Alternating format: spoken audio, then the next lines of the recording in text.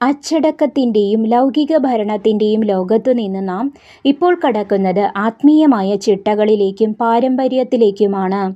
5-ാം number കാർഡായ the hierophant. Emperor. The emperor പുറം ലോകത്തെ നിയമങ്ങളെ നിയന്ത്രിക്കുമ്പോൾ ഹയറോഫന്റ് നമ്മുടെ ആത്മാവിൻ്റെയും വിശ്വാസത്തിൻ്റെയും നിയമങ്ങളെയാണ് പ്രതിനിധീകരിക്കുന്നത്. ഇദ്ദേഹത്തെ ആത്മീയ ഗുരു അല്ലെങ്കിൽ പുരോഹിതൻ എന്നും വിളിക്കാം. 1. ചിത്രത്തിലെ പ്രതീകങ്ങളും അവ നൽകുന്ന അർത്ഥവും. 3 തട്ടുകളുള്ള കിരീടം, ട്രിപ്പിൾ ക്രൗൺ. ഇത് 3 ലോകങ്ങളെ, അതായത് ഭൂമി, അന്തരീക്ഷം, സ്വർഗം സൂചിപ്പിക്കുന്നു.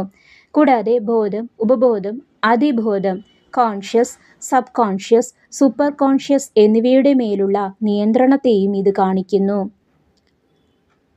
പാപ്പൽ വടി. The papal cross. അവൻ്റെ കയ്യിലുള്ള വടിയിൽ 3 നിരകളുണ്ട്.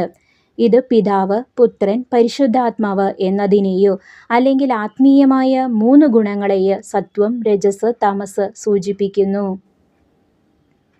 2 ശിഷ്യന്മാർ, 2 ഇനീഷ്യേറ്റ്സ്. ഹയറോഫന്റിൻ്റെ കാൽക്കൽ മുട്ടുകുത്തി നിൽക്കുന്ന 2 ശിഷ്യന്മാർ അറിവ് പകർന്നു നൽകുന്ന പ്രക്രിയയെ സൂചിപ്പിക്കുന്നു. ഇത് ഗുരു-ശിഷ്യ ബന്ധത്തിൻ്റെ പ്രതീകമാണ്. 2 തൂണുകൾ. ഹൈ പ്രീസ്റ്റസിൻ്റേതുപോലെ ഇവിടെയും 2 തൂണുകളുണ്ട്. എന്നാൽ ഇവിടെ അവ ചാരനിറത്തിലാണ്, ഗ്രേ കളർ. ഇത് ഭൗതികതയ്ക്കും ആത്മീയതയ്ക്കും ഇടയിലുള്ള സന്തുലിതാവസ്ഥയെയും പാരമ്പര്യത്തെയും കാണിക്കുന്നു. ക്രോസ് ചെയ്ത താക്കോലുകൾ, ക്രോസ്ഡ് കീസ്. അവൻ്റെ കാൽക്കൽ സ്വർണത്തിൻ്റെയും വെള്ളിയുടെയും 2 താക്കോലുകൾ കാണാം. ഇത് സൂര്യൻ്റെയും ബോധം, ചന്ദ്രൻ്റെയും മനസ്സ്, നിഗൂഢതകൾ തുറക്കാനുള്ള താക്കോലുകളാണ്. 2 നിറങ്ങളുടെ രഹസ്യം. ചുവപ്പ്, റെഡ്. അവൻ്റെ വസ്ത്രത്തിലെ ചുവപ്പ് ആത്മീയമായ അധികാരത്തെയും സ്പിരിച്വൽ പവർ, സേവനത്തോടുള്ള ആവേശത്തെയും സൂചിപ്പിക്കുന്നു. നീല, ബ്ലൂ. വസ്ത്രത്തിനുള്ളിലെ നീലനിറം ശാന്തിയെയും അറിവിനെയും പ്രകാശത്തെയും പ്രതിനിധീകരിക്കുന്നു. വെള്ള, വൈറ്റ്. ശുദ്ധമായ മനസ്സോടെ മാത്രമേ ദൈവിക രഹസ്യങ്ങൾ മനസ്സിലാക്കാൻ കഴിയൂ എന്ന് ഇത് ഓർമ്മിപ്പിക്കുന്നു. 3 ഭൗതികവും ആത്മീയവുമായ വശങ്ങൾ. ഭൗതിക തലം. നിലവിലുള്ള രീതികളെ പിന്തുടരുക. വിപ്ലവകരമായ മാറ്റങ്ങൾ വരുത്തുന്നതിനേക്കാൾ നല്ലത് പാരമ്പര്യമായ വഴികളിലൂടെ സഞ്ചരിക്കുന്നതാണ്. ഒരു ഉപദേശകനെയോ ഗുരുവെയോ കണ്ടെത്താൻ ഈ കാർഡ് പ്രേരിപ്പിക്കുന്നു. ആത്മീയ തലം. മതപരമായ പഠനങ്ങൾ, വേദപാരായണം അല്ലെങ്കിൽ ഒരു ആത്മീയ സംഘടനയിൽ ചേരുക എന്നിവയെ ഇത് സൂചിപ്പിക്കുന്നു.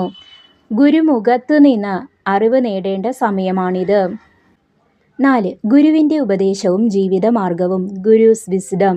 പ്രിയ ശിഷ്യ, ദ ഹയറോഫന്റ് നിനക്ക് നൽകുന്ന വലിയ പാഠം അച്ചടക്കം കലർന്ന വിനയം, ഡിസിപ്ലിൻ വിത്ത് ഹ്യൂമിലിറ്റി എന്നതാണ്.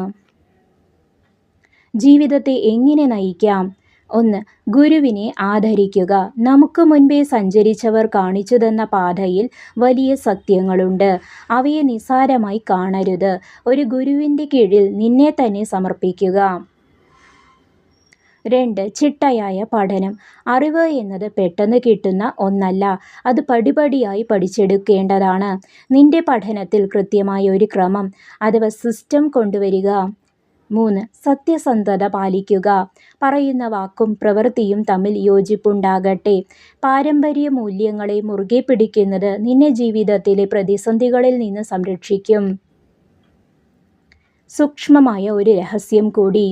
ഹയറോഫന്റ് തൻ്റെ വലതുകൈ ഉയർത്തി 2 വിരലുകൾ ആകാശത്തേക്കും 2 വിരലുകൾ താഴേക്കും കാട്ടി അനുഗ്രഹിക്കുന്നുണ്ട്. ഇത് ഭൂമിയിലെ കർമ്മങ്ങളും സ്വർഗത്തിലെ അനുഗ്രഹങ്ങളും തമ്മിലുള്ള പാലമാണ്. നീ വിതയ്ക്കുന്നത് നീ കൊയ്യും എന്ന കർമ്മസിദ്ധാന്തത്തെയും ലോ ഓഫ് കർമ്മ ഇത് രഹസ്യമായി സൂചിപ്പിക്കുന്നു.